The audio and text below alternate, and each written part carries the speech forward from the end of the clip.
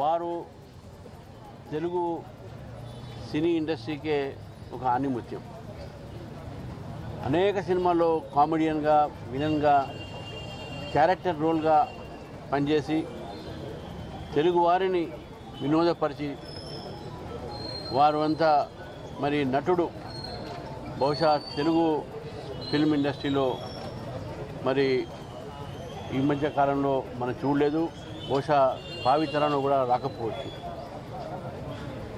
భారతీయ జనతా పార్టీతోని వారి అనుబంధం కూడా వారు విజయవాడలో ఉన్నటువంటి ఒక అసెంబ్లీ నియోజకవర్గం సత్యనారాయణపురం నియోజకవర్గం నుంచి గెలిచారు భారతీయ జనతా పార్టీ నుంచి.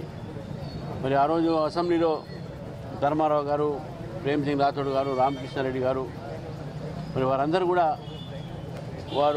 వారితోని సహచరులు. అక్కడ మరి విద్యాసాగర్ రావు గారి యొక్క ఆ రోజు వారి అధ్యక్షుడు ఉన్నప్పుడే వారు మా పార్టీలో రావటము, పార్టీలకు సేవలు అందించడము ఈరోజు నిజంగా మా అందరినీ ఒక దిగ్భ్రాంతి చేసినటువంటి ఒక సంఘటన ఇది.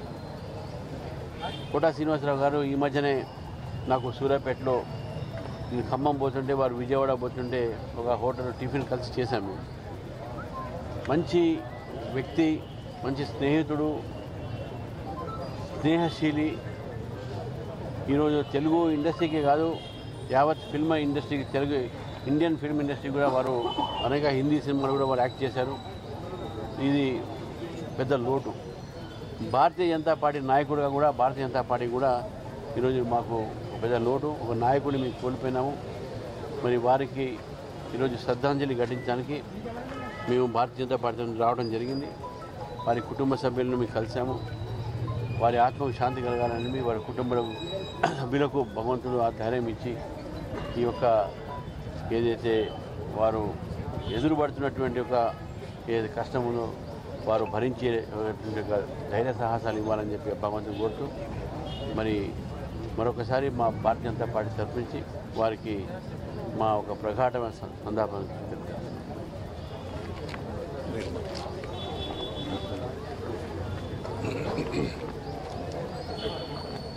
మా అధ్యక్షుడు రామచంద్రరావు గారు చెప్పినట్టుగా కోట శ్రీనివాసరావు గారి మరణం భారతీయ జనతా పార్టీ నాయకులను, కార్యకర్తలను కలిచివేసింది. ఒక భారతీయ జనతా పార్టీయే కాకుండా తెలుగు కళామ తల్లి బిడ్డ మరణం కేవలం తెలుగు ప్రజలకే కాకుండా యావత్ భారతదేశంలో కూడా కోటా శ్రీనివాసరావు గారికి సంతాపం తెలుపుతున్నటువంటి సందర్భాలు మనం చూస్తున్నాం. భారతీయ జనతా పార్టీకి కోట శ్రీనివాసరావు గారికి ఉన్నటువంటి సంబంధం దాని ఎవరు మర్చిపోలేదు.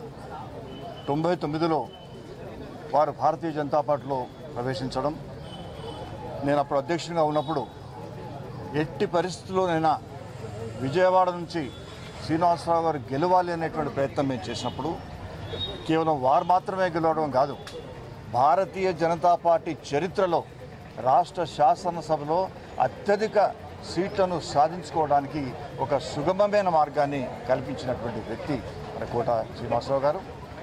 వారి ఈ మరణం చాలా రోజులు అనారోగ్యంగా ఉన్నారు. ఏదేమైనా కోటా శ్రీనివాసరావు గారు రాష్ట్ర శాసనసభలో ప్రవేశించడం అంటే ఎన్టీ రామారావు తర్వాత కోట శ్రీనివాసరావు గారి ప్రవేశం అందరినీ ఆకర్షించినటువంటి విషయం అందరికీ తెలుసు. వారికి మా సంతాపాన్ని తెలియజేస్తూ అదేవిధంగా వారి కుటుంబ సభ్యులకు, ప్రధానంగా వారి శ్రీమతి గారికి భగవంతుడు ధైర్య సాహసాలు ఇచ్చి దీన్ని భరించే శక్తిని ఇవ్వాలని నేను భగవంతుడితో కోరుకుంటున్నాను.